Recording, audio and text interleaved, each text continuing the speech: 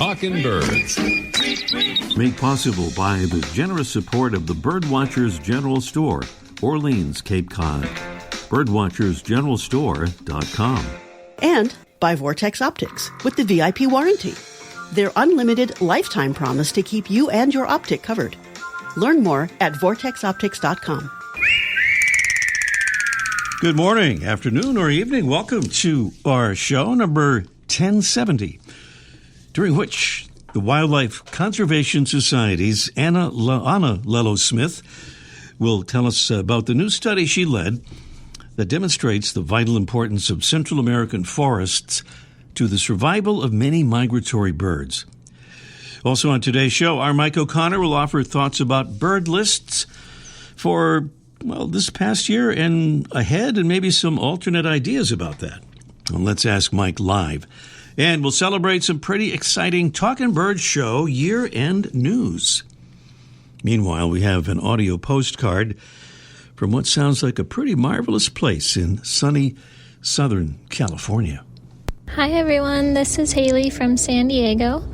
I'm at the Tijuana River Valley Bird and Butterfly Garden right now in southern San Diego, very close to the border.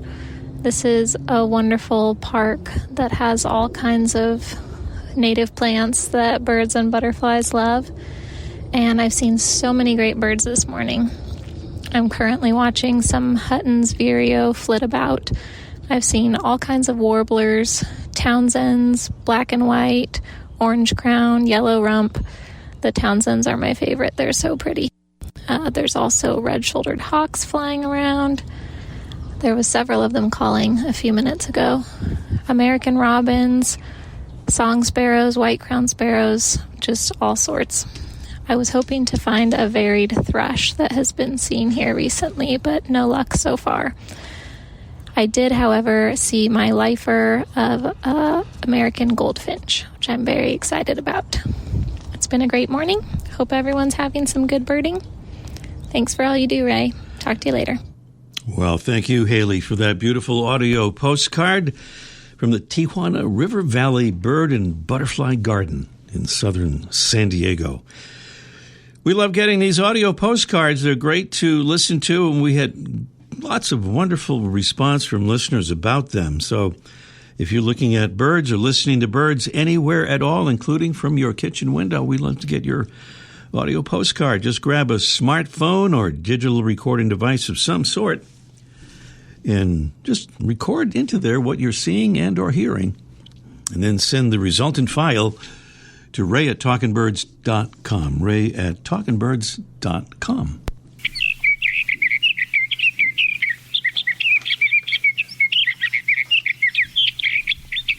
That is our nonstop mystery bird, a robin-sized songbird.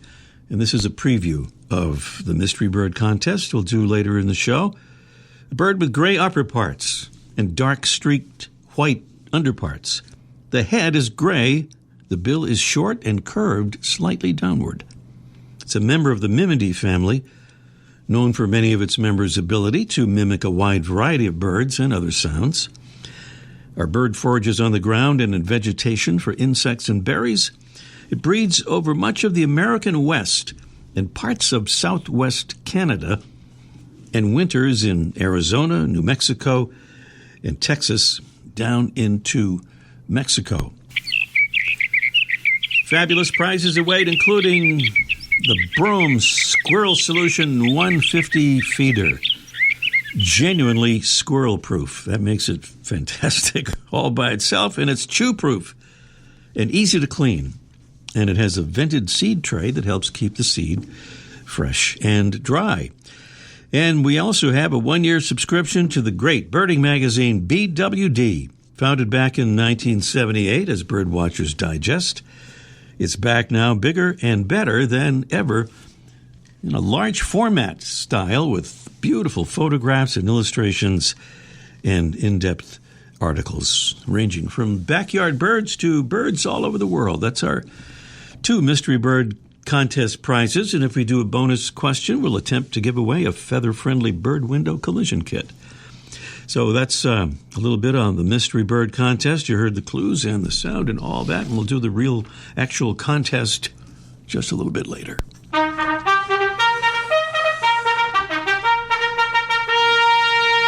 We are fortunate to still be able to thank new Talking Birds ambassadors every week on the show, folks who are helping us spread the word about the show and about what we're trying to do, which is get the word out about birds and conservation. Thank you to Laura Horkey from right in our backyard here at Marshfield, Massachusetts. And she says, I would like Ray to meet his goal of 1,000 ambassadors. Well, guess what, Laura? It has happened. Yeah. Had a little early New Year's celebration here. Yes, it happened when Ariel Katerina from Cape Coral, Florida, joined our ambassadors family this past Monday as our 1,000th Talking Birds ambassador. Thank you, Ariel. And thanks to all the other new ambassadors who helped us get to our year-end goal. Thank you, Kelsey, Ryan, Pat, Lou, Melinda, Ed, Andy, Amar, and Terry. And thanks to Penny, Lucy, Justin, Rowan, Robin, Matt, Tom, Barb, Steve, and Lindsay for adding a little padding to our list and growing the family to a total number now of 1,010 members. Of course, there's always room for more Talking Birds ambassadors in the family. And if you'd like to become one, just go to talkingbirds.com and click on the Get Involved tab at the top of the homepage. Still to come today, we'll learn about the 5 forests of Central America and why they are so important for birds. Also today, Mike O'Connor will look ahead to 2026 in a particular way and back at 2025 on Let's Ask Mike Live. And up next, it's today's featured feathered friend presented by the Bigger and Better BWD magazine. Each large format issue packed with beautiful photographs and more. Experience birds up close with BWD at bwdmagazine.com. Today's featured feathered friend looks a bit like an American robin in shape and posture and in a bit of its plumage. Although its American connection is rather tenuous, it's a native of Eurasia. The bird is the redwing, not to be confused with the red-winged blackbird. The redwing is a medium-sized thrush, just a bit smaller than the American robin. The red in its wing is only seen on the underside. On the perched bird, a streak of robin red color shows along its flanks. Otherwise, it has brown upper parts, dark spotted white underparts, a prominent white eyebrow, a yellow bill with a black tip, and yellow legs and feet. The redwing shows up here in North America as an accidental visitor to Long Island, New York, and coastal areas of the mid-Atlantic states in winter. And there have also been reported sightings on the northwest coast, one in Washington and one in Alaska.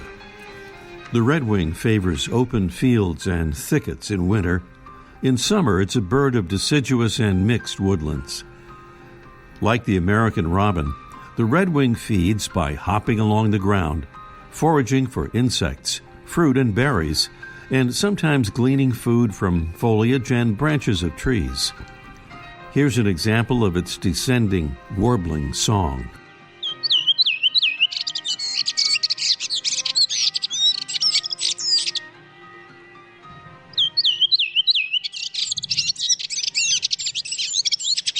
It's the redwing, Turdus iliacus, today's Talking Birds featured feathered friend.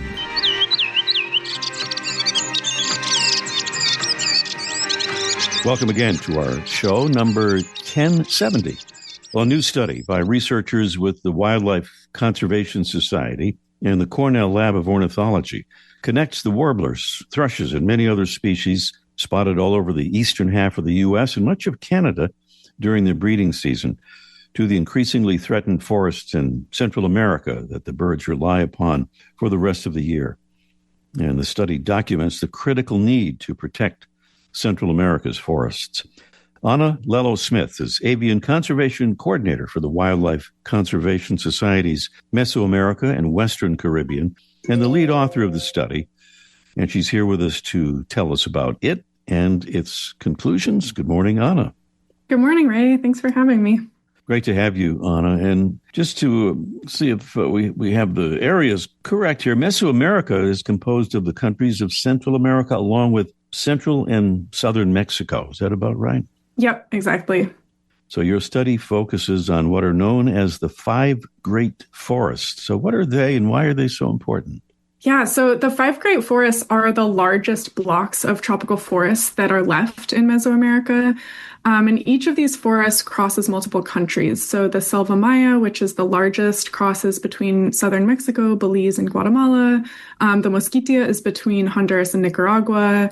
And then there's Indio Maíz, which is partly in Nicaragua, partly in Costa Rica. La Amistad, which is between Costa Rica and Panama. And then the southernmost is the Darien, which is between Panama and northern Colombia.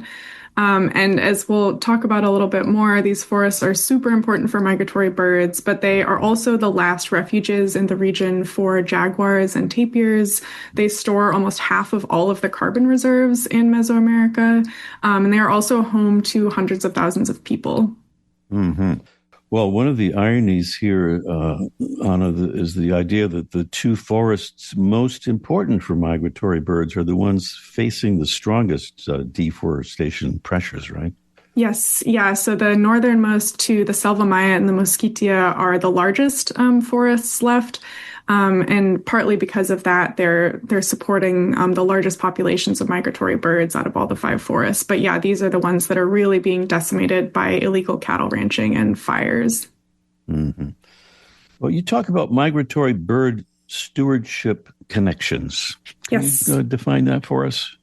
Yeah, so in this study, we used eBird data to identify sister landscapes between the 5 Great Forests and parts of North America. So you might have heard of sister cities. Boston has sister cities like Kyoto and Melbourne that might share economic or cultural ties. Mm-hmm. And so our sister landscapes share migratory bird communities. And so these are the places in the US and Canada where the bird species that use the 5 Great Forests concentrate most during the breeding season. And you can kind of think of them as like the ecological counterparts in North America to the 5 Great Forests, because the same suite or community of migratory birds that breed in these sister landscapes migrates through or overwinters in the 5 Great Forests. And these sister landscapes mostly overlapped with really highly forested parts of eastern North America. Mm-hmm. And some of the strongest connections we found were with the forests of Connecticut, Massachusetts, Appalachia, Minnesota and Wisconsin, Missouri, and other states around the Mississippi Delta, and then even outside some bigger cities like New York and Ottawa. And then the stewardship connections are really, we want to use these maps of sister landscapes to connect people and organizations that are in these sister landscapes that care about birds, and connect them to the people who are on the ground in the 5 forests in Mesoamerica to really share in the conservation and protection of these species. By the way, we talk about Eastern North America here in Canada and not so much Western North America. This is because of different migration routes and areas. Yeah, right? Exactly. And it just so happens that a lot of the eastern forest bird species are the ones that are really depending on the 5 Great Forests. You talk about the tipping point species that have lost more than half their population in the last 50 years. Are at high risk of vanishing within the next 50 years if current trends continue. Kind of illustrates or illuminates just what a problem this is. Well, Anna, how would you describe the main things you have learned through your study, and how can what you learned be transformed into actions to save birds? Yeah, great questions. So through the study, we were really able to put numbers to how important Mesoamerica's 5 forests are for migratory bird species. So, when you're down there in the Selva Maya, for example, it's just amazing to witness the sheer density of magnolia warblers and gray catbirds and wood thrush that are there.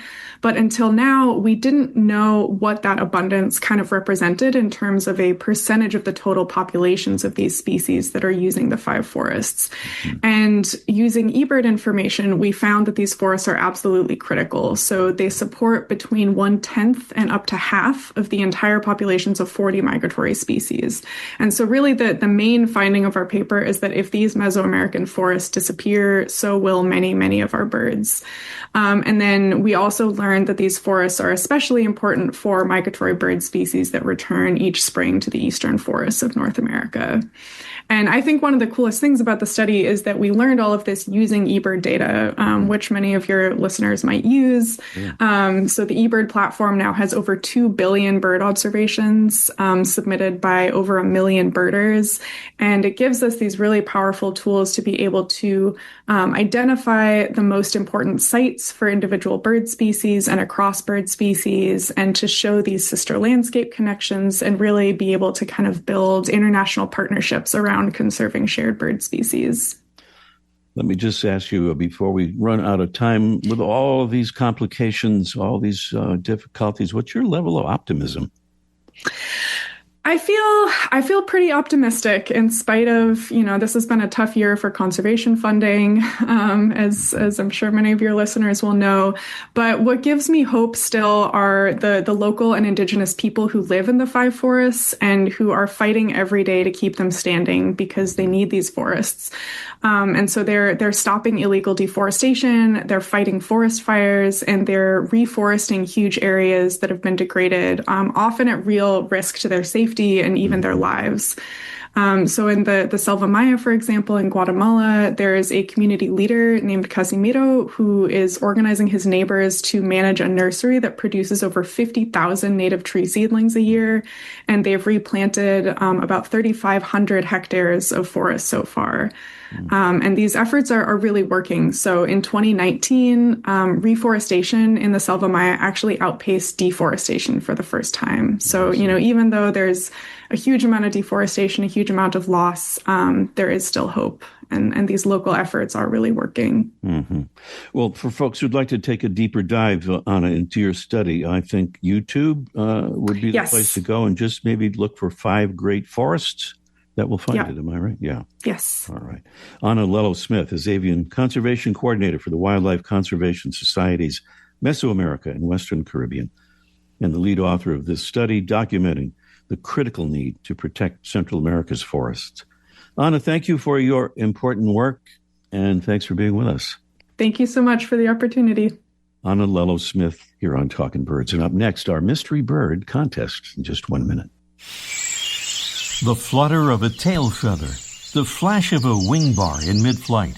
You don't always have a lot of time to identify a bird in nature, let alone to appreciate its beauty.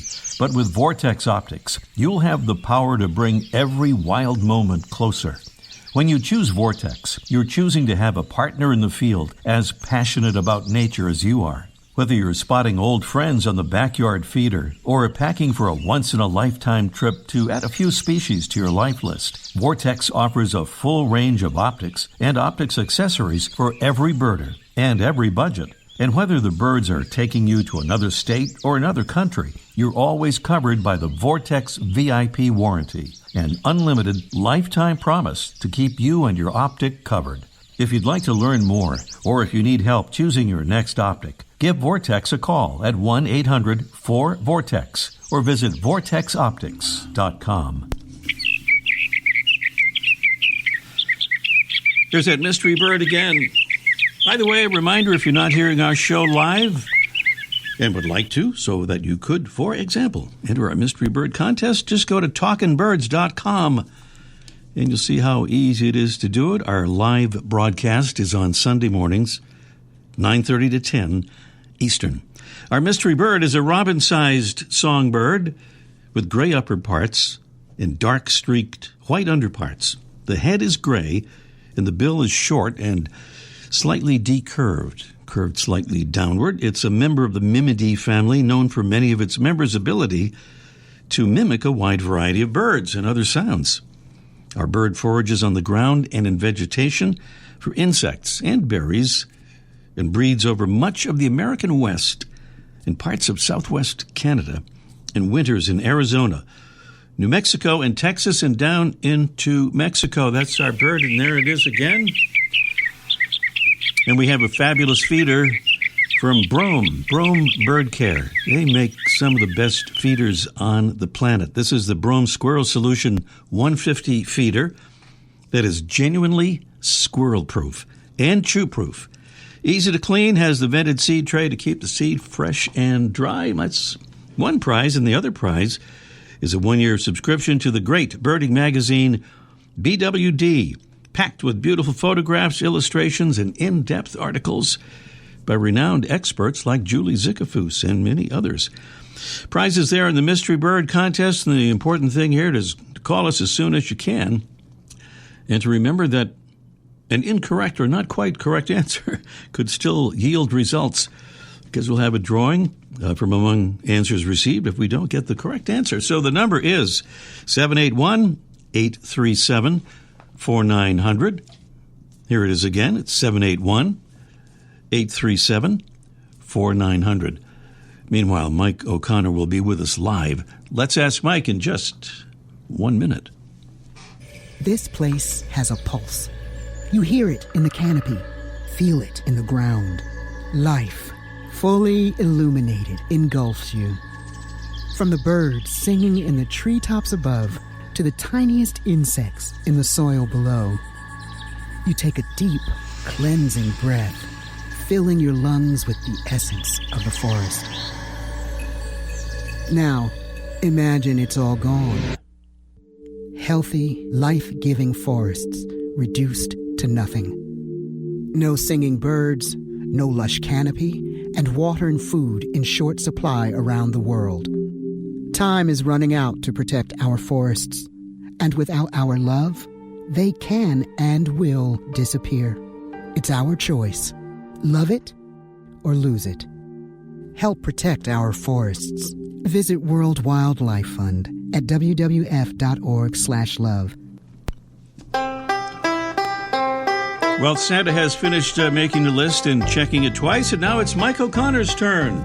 Kind of in a manner of speaking, the general idea of lists on the topic table for this morning. And good morning, Mike.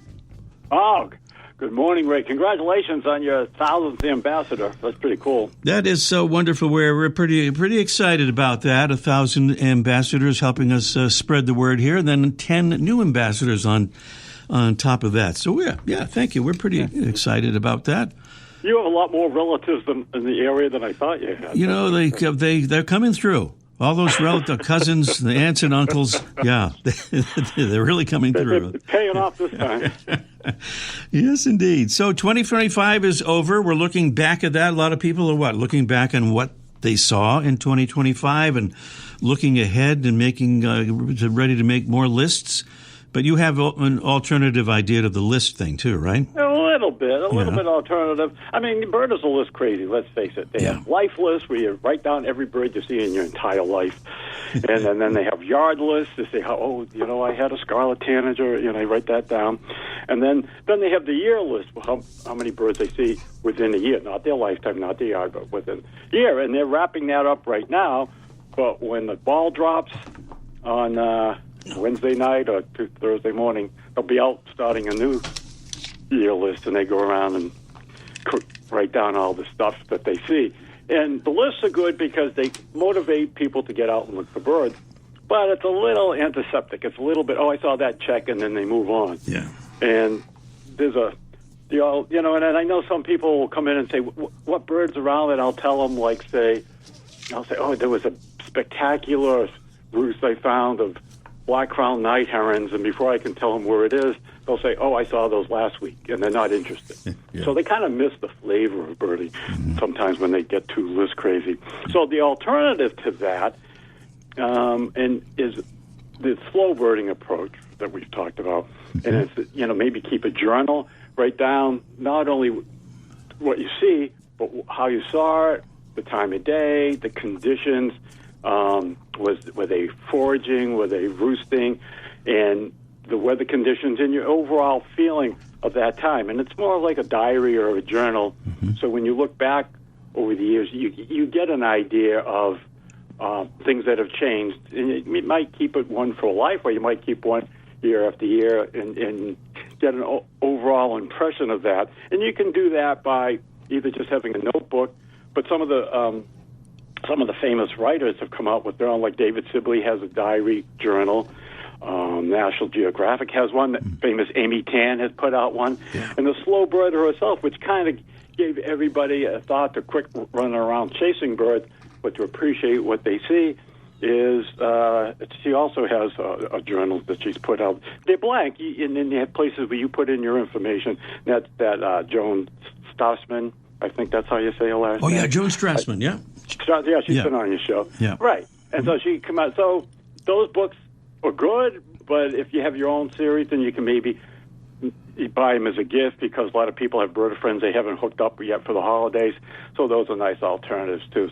So there's some suggestions. Instead of running around checking every bird you see, maybe just take your time and kind of write down what you see on that particular day and your thoughts behind it.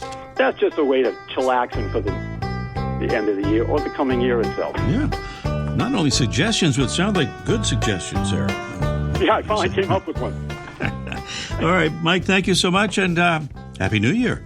Yeah, happy 2026, everybody. Talk to you in the new year. Mike O'Connor there at the famous Birdwatchers General Store on Cape Cod, Massachusetts, and we're back to the Mystery Bird Contest. Just quickly, it's a robin-sized songbird with gray upper parts and dark streaked white underparts, a gray head, and the bill is short and curved slightly downward. And Bill is out in the great state of Wyoming, calling us here on the Talking Bird Show. Good morning, Bill. Is Bill there? We had Bill, and I know it's a long distance out to Wyoming, but no, we should be getting that by speed of light. But we're still working on this to see if we can get Bill out there in Wyoming. Maybe not. Yes. Can you hear me now, Ray? Got it. Hello, Bill. Can you hear me now, Ray? Yes, sir, I can. I can hear you. I can hear you just fine. Thank you, Bill. Yes, indeed. Whereabouts in Wyoming, if you care to say? Sure, Casper, Wyoming, right in the middle of the state. Right in the middle, Casper, Wyoming. All right. So, Bill, you heard the clues and all that. What do you think, the mystery bird? Yeah, I did. I got a pretty soft guess. I'm going to try the Espanola thrasher. The Espanola thrasher. By our notes here, you're half right on that.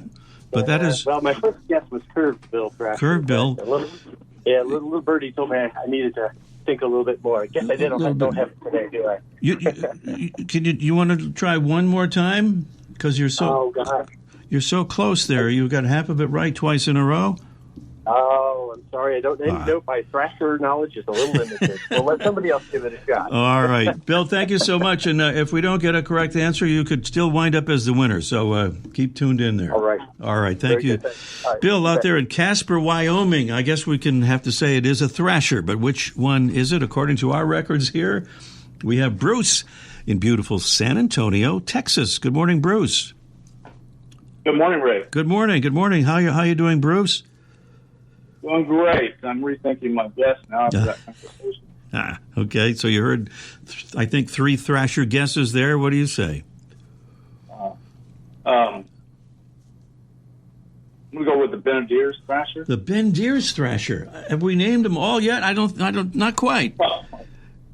One more. Oh my God. I'm going to go with the Longbill. Yeah. I'm going to even give another clue and to say the name starts with the letter S, and it kind of reflects the kind of country where you would often see the bird. Does that help in the winter? Oh, it does. Very good. I would say the sage thrasher. The sage thrasher is exactly right. Nice. Yeah, the sage thrasher there in the wintertime down there in sage country. Yeah. Arizona, New Mexico, Texas, down into Mexico. Absolutely right. Well, all right. Stay on the line, Bruce, and we'll get all the info and send you those prizes. Sure. Happy New Year, Ray. Happy New Year to you. All right, Bruce in San Antonio, correctly identifying there the sage thrasher. Thanks for Bill for those efforts as well. And thanks to our amazing Talking Birds team, Debbie Bleacher, Freya McGregor, and our producing engineer, Jesse Wilkins. I'm Ray Brown. Happy New Year, and we'll see you next week. The Bird Show. I like that. Ray Brown. Orleans Talking Birds. Made possible by the generous support of the Birdwatchers General Store, Orleans, Cape Cod. Birdwatchersgeneralstore.com. And by Vortex Optics with the VIP warranty. Their unlimited lifetime promise to keep you and your optic covered. Learn more at vortexoptics.com.